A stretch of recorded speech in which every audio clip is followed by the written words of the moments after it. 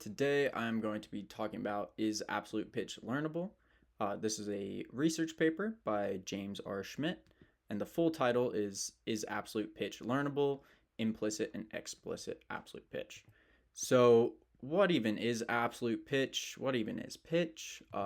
Pitch is the speed of a sound wave measured in hertz.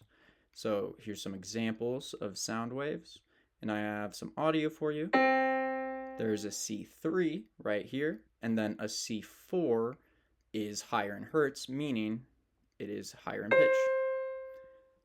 So in Western music, there are 12 unique pitches. Those 12 are right here, just all the notes of the piano. Here's all 12 played out. And then absolute pitch is also known as perfect pitch, if you've ever heard that before.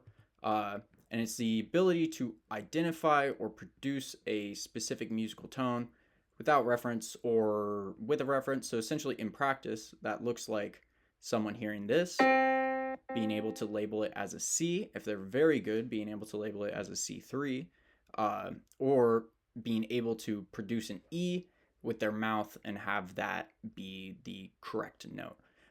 So this doesn't seem too complicated because it's only 12, but you gotta keep in mind that there's octaves above and below, up to 8, and there's also another layers of musical complexity being fundamentals, the main musical pitch of a tone, and harmonics and overtones, which are the accompanying pitches and fundamental tones. So I threw the same piano example through something called an equalizer, which shows you the hertz, and then the decibel, which is essentially how loud it is. So here's the sound. It has a fundamental and it has overtones. If you guess that this peak right here is the fundamental and everything else is harmonics and overtones, you have gotten it correct, but it's kind of hard to tell. Here's an example of another visual equalizer. You might have seen it before. And then this leads to quality, which is the timbre of the sound. So each different instrument, everything produces a unique sound wave. And then the strength, how high it is in decibels, and then the actual color of the note. For instance, this is a dark piano tone, so it's the highs lowered and the lows raised. It would be a bright sound if the highs were raised and the lows were lowered. And then here is a incredibly wet sound, so through a bunch of effects.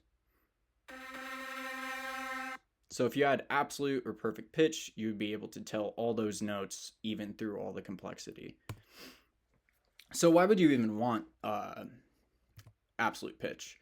If you're musically inclined, you could use it all over the place in songwriting, improvisation. I think, honestly, you could think it's kind of endless. But it's really rare. In this paper, it brought up this other paper that said it's only in 4% of experienced musicians.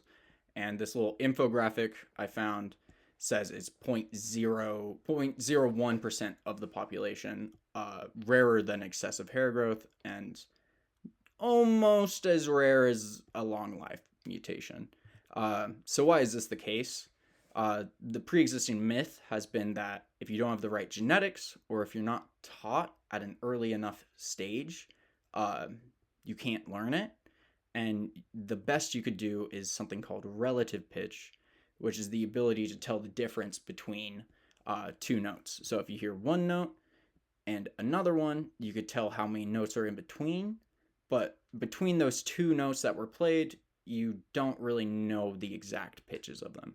And that leads us to the hypothesis: absolute pitch is possible to learn as an adult, and its rarity is due to improper training. Because it's something you have to specifically train for. You won't quite get it from just being around music.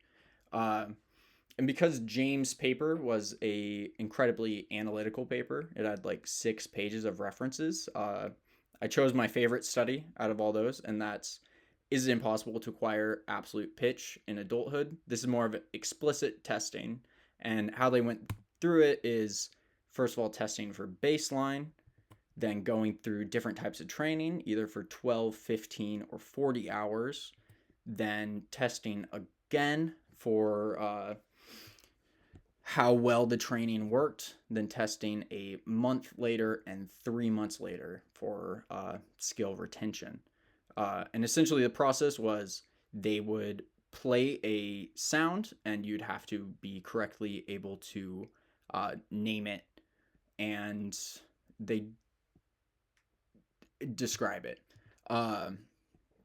So some of the variables that they went through was uh, if the participants were musicians or non-musicians, the type of training, the hours of the training, the octave ranges they were going through, and then the timbre of the sounds being synthetic or piano in experiment 1. This is also what they used for their generalizing testing. And here's the breakdown of the other 2 experiments. The first 2 were kind of replicating if their training actually you're able to learn perfect pitch from, because they hadn't seen a lot of explicit testing on this before. And then the second experiment was to replicate those results they found in the first one. And then the third experiment was supposed to look at how learning this in the real world would look like online, when you're not working, and when you're not in school. Some other variables I want to touch on real quickly in the study was the mean age was around 23. Everybody was from the City University of Hong Kong. They all spoke Cantonese, which is a tonal language. Here's the breakdowns of male and female through the participants in all 3 experiments.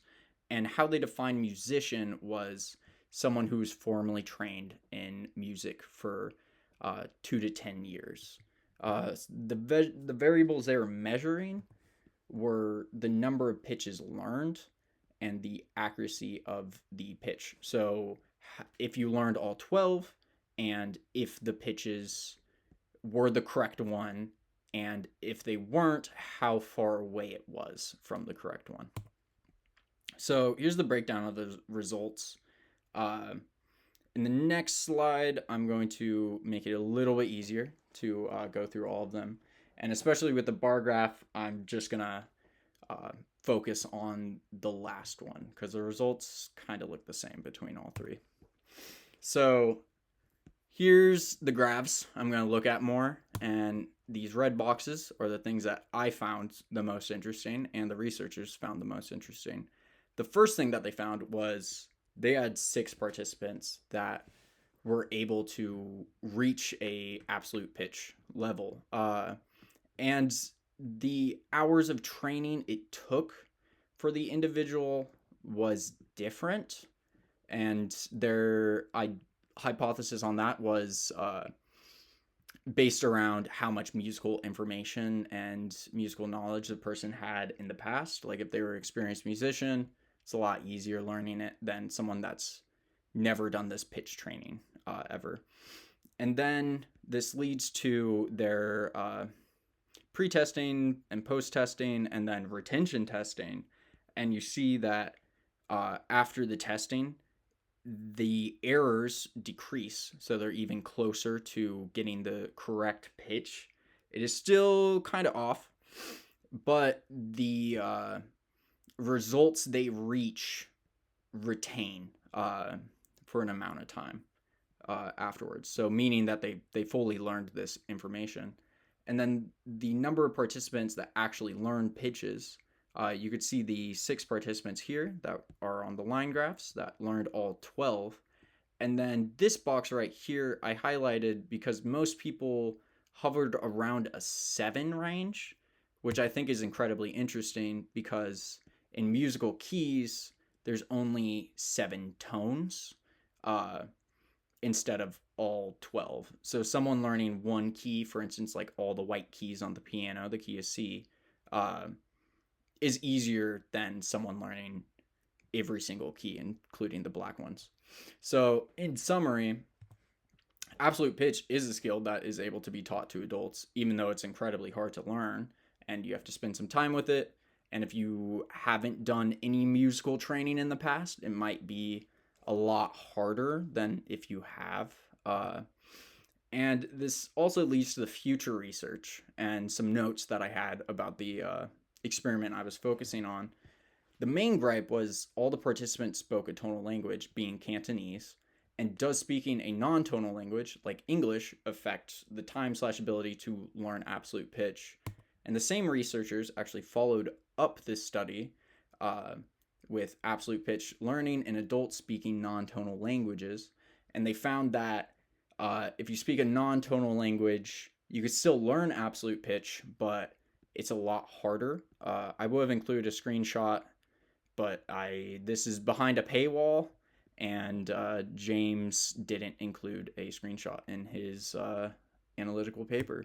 But here's my references. Here's the main one I focused on. I found his name through that psych site you suggested, but I ultimately went with something on his private page that was free. It was behind some paywalls on other websites. And here is the username and password. It asked me to fill that in when looking at it. And here is the main research I looked at and the follow-up. Thank you so much.